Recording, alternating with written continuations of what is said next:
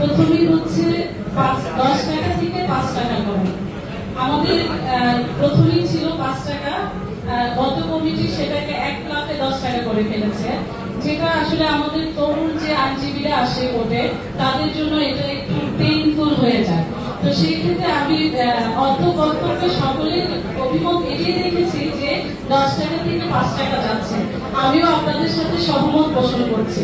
আর দ্বিতীয় যে এজেন্ডা সেটা হচ্ছে ঢাকা আইনজীবী সমিতির কনস্টিটিউশন অনুযায়ী ঢাকা বারের সকল প্রেসিডেন্ট এবং সেক্রেটারিগণ আলোচনার সাপেক্ষে সেটা অনুমোদন করবে।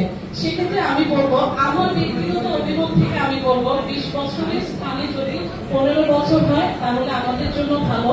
2 লাখের জায়গায় যদি 1 লাখ হয় সেক্ষেত্রে আমাদের জন্য ভালো। কিন্তু অনুমোদন দিবেন আপনারা, করবেন আপনারা। এটা বলে আমি আমার বক্তব্য শেষ করছি। আসসালামু আলাইকুম। সম্মানিত উপস্থিতি, আপনাদের সম্মুখে এই মুহূর্তে সংক্ষিপ্ত